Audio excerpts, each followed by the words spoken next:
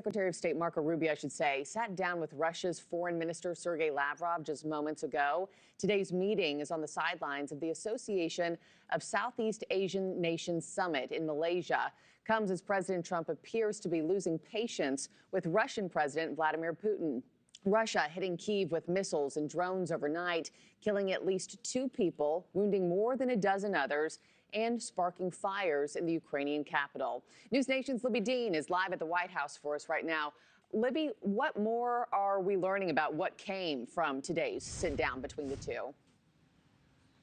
Good morning, Markie. This meeting between Rubio and Lavrov still happening currently. It's behind closed doors, but press were briefly allowed inside. Neither of these officials, though, answered those shouted questions. Those shouted questions were about those sanctions that are being proposed by the U.S. on Russia and their message for each other, whether that's Rubio's message for Lavrov or Lavrov's message for Rubio. None of those questions answered. But we do know that this meeting comes after President Trump has escalated those tensions with Russia. This has been developing over months now, but recently we heard that criticism of Putin. And then we also saw this continuing the U.S.'s defensive support for Ukraine, sending those weapons to Ukraine. Let's take a listen to President Trump's criticism of Putin.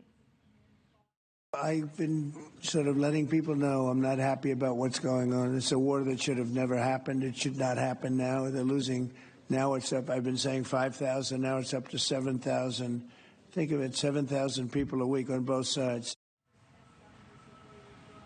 So you're hearing President Trump's frustration there, but I also spoke with a White House official who tells me that President Trump is equally frustrated with Ukrainian President Zelensky and Putin. It's an equal frustration, finding them both, quote, impossible to deal with as they try and negotiate an end to this war. Now, we'll see if more details emerge about today's meeting that's happening in Malaysia, but it's likely these two, Lavrov and Rubio, you see them there on your screen. It's likely these two discuss sanctions because we have seen both the president and Congress weighing their options when it comes to these sanctions, additional sanctions on Russia. We also know Majority Leader John Thune hoping to get the Senate to vote on that sanctions bill before this upcoming August recess. Now, as for where the president stands on those sanctions as this meeting happens behind closed doors, a senior White House official tells me that this decision will be made by Trump's instinct. That's what they tell me. And the president is very much, though, moving in that direction of imposing more sanctions by the U.S. onto Russia. Markie.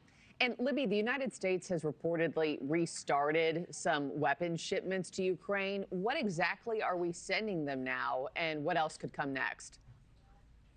Yeah, Markie, that actually comes a week after the Pentagon directed some deliveries to be paused, but we now know the Associated Press is reporting that the U.S. is now sending Ukraine munitions and rockets. And then one definite possibility for the future that we're watching is the Patriot system. And if the U.S. is going to provide that to Ukraine, it's a missile defense system designed to counter tactical ballistic missiles, cruise missiles, also advanced aircraft.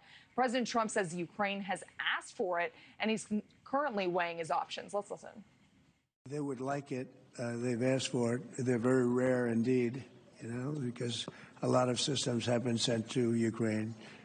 But they would like to. I know they made the request. We're going to have to take a look at it. It's very expensive system. As for the president's previous comments on this Patriot system, he said that Ukraine will need this to defend itself against Russia. So we'll be keeping a close eye on if the U.S. is going to provide Ukraine with this defense system. Markie.